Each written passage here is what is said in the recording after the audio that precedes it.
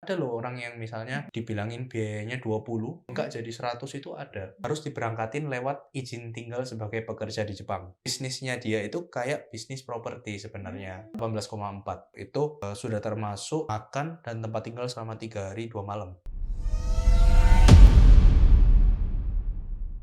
Kamu bilang soal biaya pelatihan.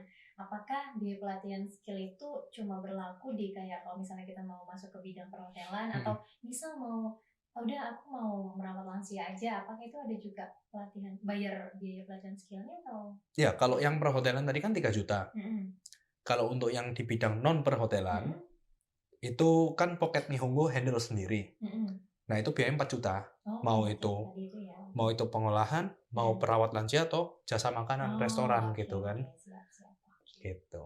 Oke. Nah, ini selanjutnya next question. Dengar-dengar kan ada juga nih biaya yang dilarang sama Kemenaker itu kan. Nah, kira-kira biaya apa aja tuh supaya mereka nih pemirsa tahu nih, oh ini yang dilarang, jangan sampai terjebak kalau misalnya diminta sama LPK nakal. Biaya yang dilarang itu ya selain yang aku sebutkan tadi. Kalau asrama, akomodasi dan sebagainya, pelatihan itu masih boleh, nggak apa-apa, paspor dan sebagainya. Cuma biasanya gini, kalau misalnya paspor, visa dan sebagainya, itu kan sudah resmi dari pemerintah ya, tarif paspor itu 350.000. Iya, udah ada fix biayanya segitu. Kalau dia apa ya, misalnya ada LPK yang cara mainnya misalnya 20 anak nih, satu LPK nih. Ini pasportnya biayanya 5 juta ya. Soalnya kita bisa percepatan. Kayak gitu. Mungkin ada beberapa mereka yang cara mainnya money under table ke seseorang gitu misalnya. Gitu ya. Nah, itu dibebankan ke murid, nggak boleh. Jadi anggapannya ya kita nggak bisa yang up tarif-tarif yang sudah ditentukan pemerintah ya. Gitu. Kayak misalnya contoh lain apa ya? Anaknya sudah bisa bahasa Jepang, udah punya sertifikat. Terus disuruh belajar bahasa Jepang lagi dari nol. Nah, itu nggak boleh.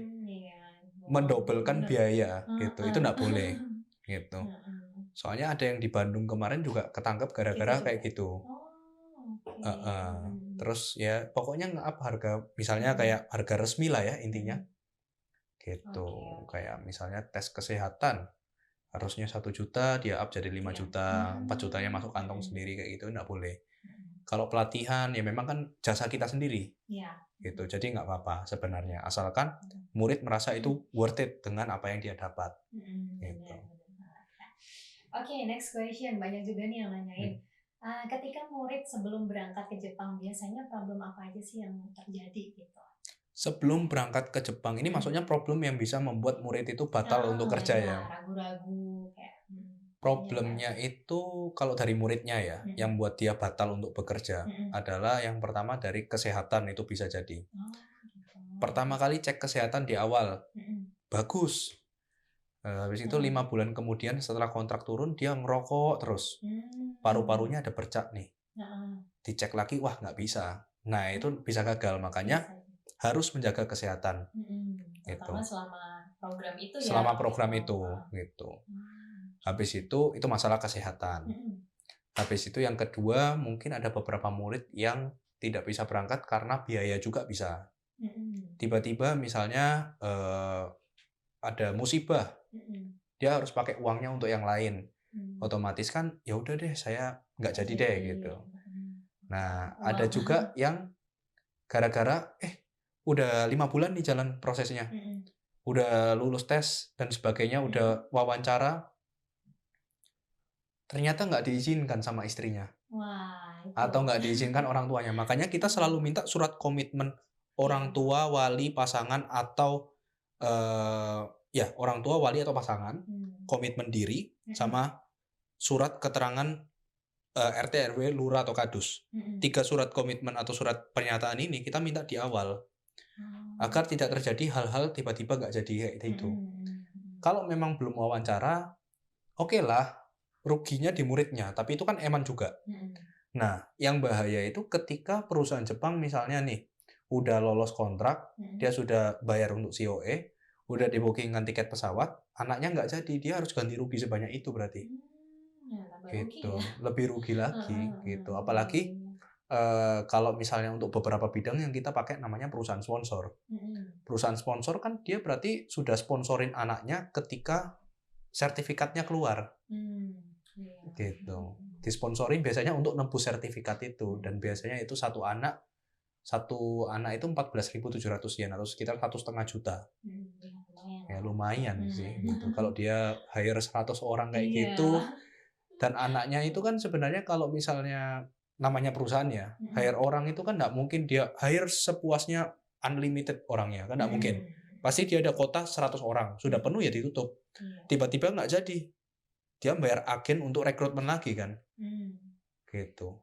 Satu kepala itu dia bisa bayar sampai 100 juta untuk bayar agen itu. Mulai dari dicarikan, muridnya dapat, kerja di sana, sampai di-maintain mungkin sekitar 6-12 bulan berikutnya. Karena kan dia baru di Jepang. Harus diajarin cara hidup di Jepang kayak gimana, tiket kereta, SIM, buku bank, semuanya kan diajarin. Nah, gitu. Jadi perusahaan itu mereka menyewa namanya agen rekrutmen atau TSK biasanya, namanya TSK. Untuk maintain si murid ini. Nah, itu biayanya juga besar. Makanya nggak bisa asal-asal batalin nggak jadi kerja. Itu nggak bisa. Jadi harus serius di awal ya, benar-benar harus komitmen. Iya. Selain buat rugi perusahaan, dia juga matiin ini rezeki orang lain. Harusnya ada orang lain yang niat bisa masuk, tapi gara-gara dia masuk, lowongannya ditutup, dia nggak jadi, ya anaknya nggak jadi gitu kan. Jadi bukan hanya merugikan diri sendiri juga ya, dan orang lain juga berdampak ternyata. Ada juga faktor niat. Gimana tuh? Males-malesan, cuti-cutian, ya lama-lama nggak jadi gitu. Itu juga bisa jadi. Dan faktor yang paling ini ya, paling akhir itu adalah etika. Gitu. Karena ya pokoknya kita beretika aja seperti layaknya seorang profesional gitu ya. Kalau hal-hal yang tidak perlu diomongkan, nggak usah diomongkan. Hal-hal yang sifatnya personal, nggak usah diomongkan. Gitu. Jadi hal-hal seperti itu harus bisa dibedakan. Mana yang penting, mana yang nggak penting diomongkan perusahaan, mana yang personal sifatnya, mana yang sifatnya untuk bekerja, gitu kan. Nah, itu harus bisa dibedakan, gitu kan. Ya, hal-hal seperti itu bisa masuk ke ranah etika. Gitu. Sama ya sisanya ya paling ya sopan santun ketika wawancara, ketika chat di dalam grup gitu kan. Kalau terlalu demanding, nyuruh ini padahal gurunya sendiri, itu juga nggak baik kan. Ngomong sama gurunya haheho itu juga nggak baik gitu kan. Hal-hal kayak gitu bisa kita drop out kalau kayak gitu. Karena meskipun kelihatannya sepele, ini anak kita bisa cap sebagai troublemaker. Bahaya kalau diberangkatkan ke Jepang kan. Gitu. Karena udah beda juga ya, kayak kalau di Indonesia mungkin kita tujuannya mau friendly ya sama dosen kita atau siapa gitu, tapi kalau di Jepang kan beda ya. Beda. Karena mereka lebih, katakanlah lebih strict orangnya.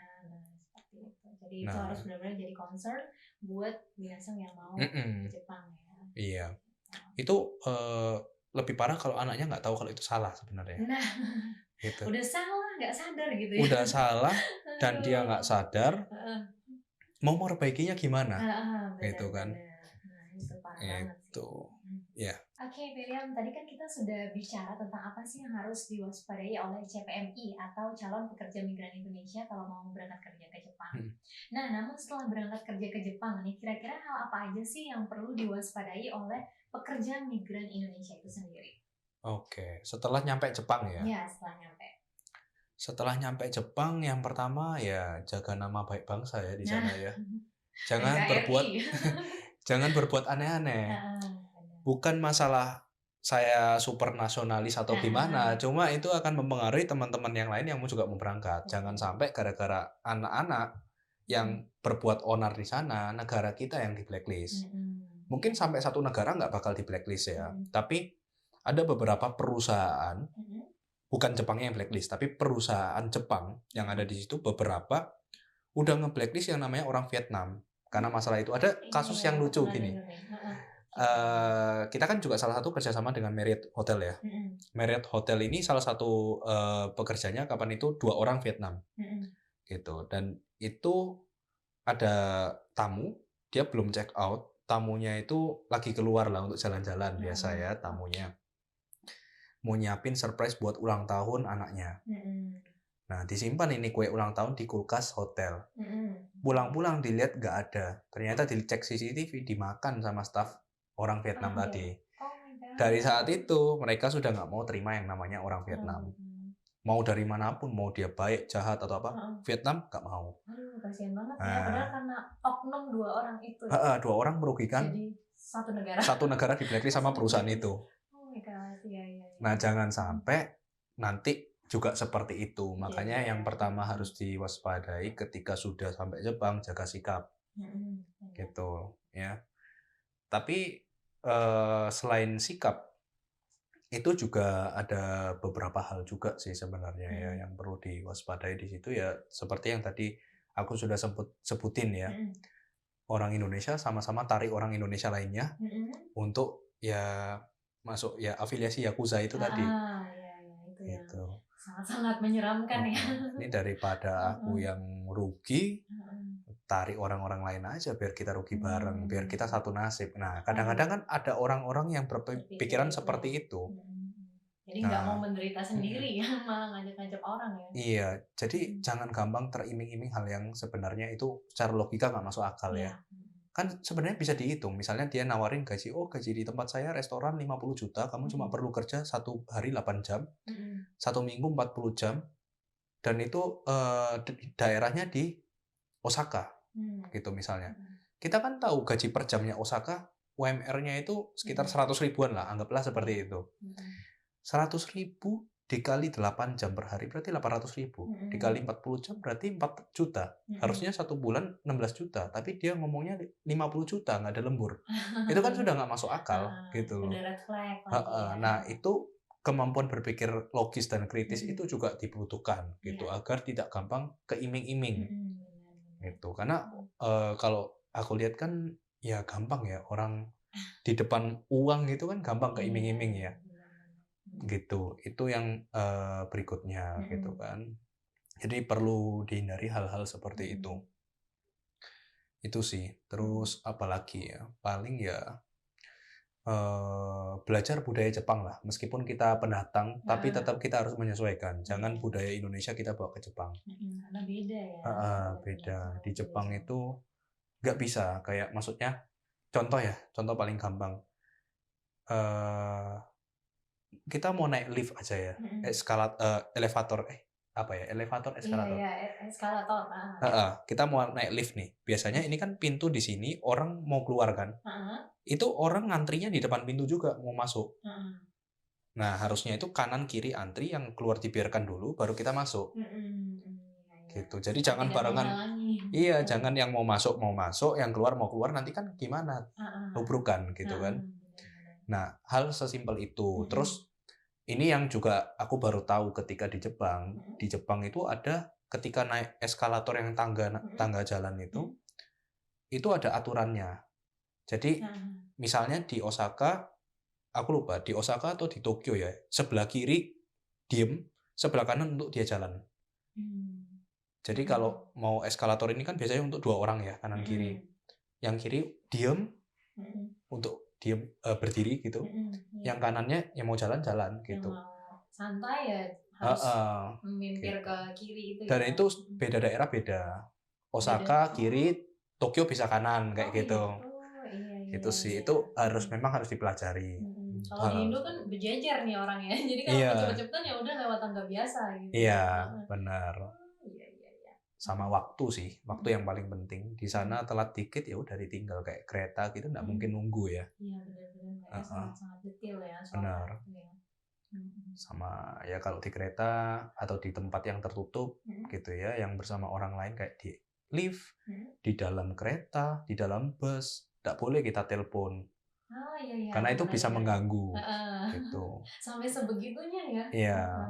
Biasa banget. Tapi aku pernah loh juga biasanya lihat YouTube ya, ada juga nih orang Indonesia yang tinggal di Jepang. Kalau di Indo itu kan biasanya kita budaya ramahnya orang Indo tuh bener-bener sangat ramah ya, sampai Ya. kadang kita nggak kenal sama orang pun kita halo gitu kan, kita sapa. Tapi di Jepang tuh dia bilang aku tuh tujuannya baik mau nyapa anak kecil ini, tapi ternyata anaknya bilang ke orang tuanya dan orang tuanya lapor polisi sampai Benar. begitu. Bahkan buat aku pribadi, oh my god, itu kan sangat-sangat hal simple ya. Bahkan di Indonesia udah sangat common banget untuk Benar. nyapa anak-anak, kasih makanan meskipun Ya. nggak kenal. Ya. Dan kalau di sana dia bilang sampai aku dipanggil polisi, aku juga sampai oh my god, Ya. sampai sebegitunya ya. Di Jepang itu kalau misalnya untuk kasus anak kecil, memang di sana kan banyak pedofil. Nah, itu mungkin Nah, yang makanya buat kayak ini ya.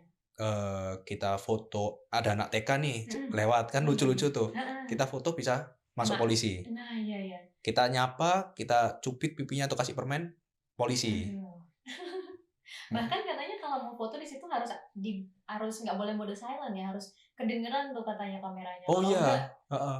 Kalau beli HP HP Jepang itu nggak bisa di silent kameranya. Emang di setting seperti itu ya. Karena dulu banyak ya kasus juga, maksudnya kayak di kereta diem-diem foto ini celana dalam atau gimana gitu itu banyak. Iya. Nah, dari itu menghindari hal-hal seperti itu ya. Kayaknya beberapa negara selain Jepang juga gitu deh. Gitu ya. Korea atau apa gitu juga gitu deh. Jadi supaya nggak jadi paparazzi lah ya. Iya, benar-benar. Jadi culture itu benar-benar meskipun ya seperti yang kamu bilang tadi, simple sih, tapi buat beberapa orang atau buat beberapa negara mungkin itu menjadi concern banget buat mereka dan nggak boleh disama-samain dengan negara kita ya. Yeah. Oke, kalau gitu next question ya. Ketika kiranya ada problem nih ya di negara Jepang nih, untuk murid kita misalnya Pokemon memberangkatkan orang ke Jepang gitu. Nah, kira-kira kalau mereka misalnya ada problem di sana, Pokemon sebagai lembaga yang menyelamatkan mereka, apakah tetap mau membantu atau udah lepas tangan aja? Kalau misalnya mereka udah dapat kerja ya udah dilepas gitu aja, atau tetap mau bantu gitu? Tergantung problemnya ya. Tergantung problemnya. Problem apa aja yang bisa. Kalau misalnya problemnya menyangkut dengan perusahaan yang kita kenalkan, kita bantu. Tapi kan enggak mungkin kayak problem apa namanya? Sensei tolong dong, ini orang tua saya sakit transfer. Nah, itu kan enggak mungkin ya. Soalnya kita kan lembaga pendidikan untuk pelatihan bahasa Jepang gitu kan. Bukan untuk, kalau itu kan harusnya ke koperasi atau ke bank gitu kan. Salah jalur ya. Atau asuransi gitu. Makanya kalau problemnya sekitar dengan berkaitan dengan pekerjaan perusahaan Jepang yang kita kenalkan, kita pasti bantu. Misalnya ini saya di sini, ini nih kontrak mau habis 6 bulan lagi, tapi saya kayaknya nggak cocok sama pekerjaannya, saya mau pindah ke pekerjaan lain di bidang ini, boleh nggak? Itu boleh, sangat boleh gitu ya. Konsultasi gitu ya. Kalau untuk urusan pekerjaan bisa seperti itu boleh, itu akan kita bantu pasti. Gitu. Nah, kalau tentang apa lagi ya problemnya ya? Pekerjaan atau misalnya kayak sesimpel saya mau lanjut kuliah atau apa ya, saya kan pernah punya pengalaman itu kan. Ya, yang bisa kita bantu kuliah, kantoran, pindah kerja kayak gitu bisa bantu, kita bisa bantu. Mau cari apartemen juga aku bisa bantu. Mau kuliah sambil part time job aku juga bisa bantu. Soalnya punya pengalaman di situ. Gitu. Jadi yang punya pengalaman di situ selama kita bisa bantu, kita bantu. Gitu. Ya pokoknya permasalahannya nggak yang private banget gitu ya, sampai soal ya minjem uang atau apa itu terlalu personal juga ya gitu. Jadi yang nanya juga harus pinter ya kayak yang sebelumnya kita bahas. Iya. Oke, kemudian next question nih, banyak juga nih yang tanya nih kan, untuk masukan aja buat para minasan semuanya. Kalau misalnya kan udah banyak nih ada pekerja migran Indonesia yang berangkat kerja di sana, apa aja sih yang harus mereka perhatikan saat mereka udah kerja di sana supaya tidak mempengaruhi CPMI atau calon pekerja migran Indonesia ke depannya? Oke, yang perlu diperhatikan ya pasti nomor 1 attitude sih ya. Karena attitude orang itu mempengaruhi pandangan orang terhadap negara itu. Cerminan ya.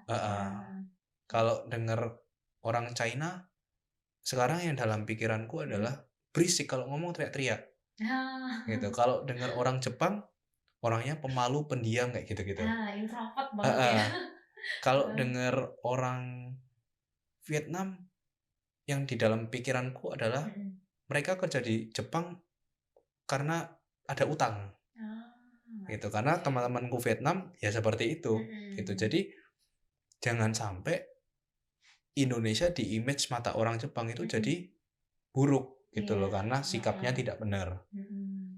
Gitu. Tapi sejauh ini masih baik sih. Kalau Indonesia masih oke banget. Kayaknya Indonesia termasuk tenaga kerja yang sangat-sangat dicari ya di Jepang. Mainnya banyak sekali, banyak SDM yang kerja di situ. Karena kalau ini enggak bermaksud merendahkan yang lain ya, tapi memang kalau Vietnam itu bahasa Jepangnya meskipun mereka sudah punya N4 sekalipun, tapi ngomongnya itu kadang orang nggak ngerti.